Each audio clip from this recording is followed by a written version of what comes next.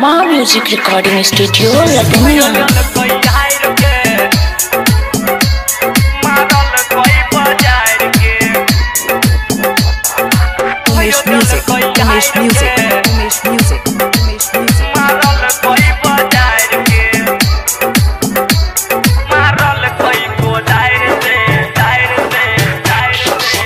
सोचै छै हमारा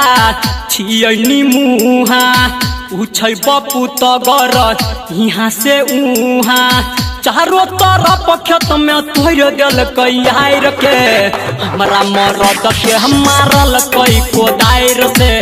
हमरा मरद के मारल कई बजायर के सोचै छै हमारा छियनी मुहा ई छै बापू तगर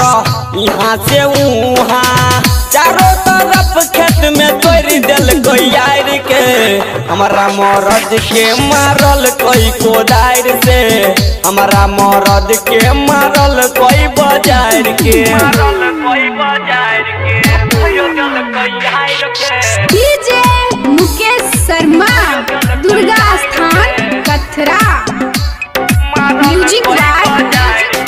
डीजे उमेश सुखीपुर बाजार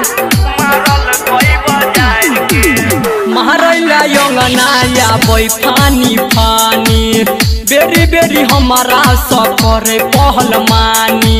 आब के फरियान ले पढ़नी से झटबुआ मारैला यंगना में आबै फानी फानी बेरी बेरी हमारा से करे पहल मानी गाँव के समाजो नहीं कर साफ रे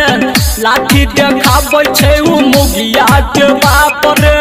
रेहपर के रह जाऊ फेकल गऊ खायर के हमरा मरद के मारल कई कोदार से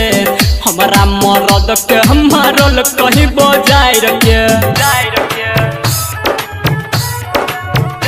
डीजे मुकेश शर्मा जान लेबका नाम क्या है आपका? डीजे उमेश सुखीपुर बाजार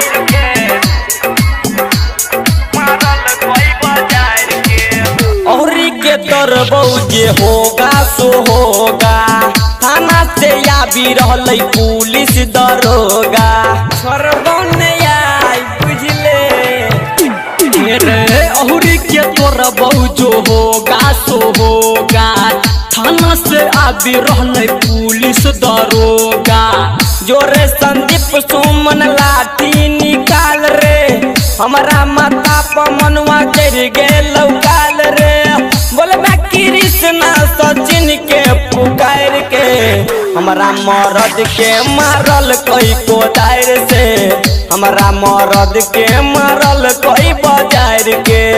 सोचै छै हमारा छियनी मुहा उछै बपू तगर यहाँ से उहाँ चारों तरफ खेत में तोड़ दिल कैर के हमारा मरद के मारल कई कोदार से हमारा मरद के मारल कई बजायर के मोबाइल नंबर 97 020 55 199।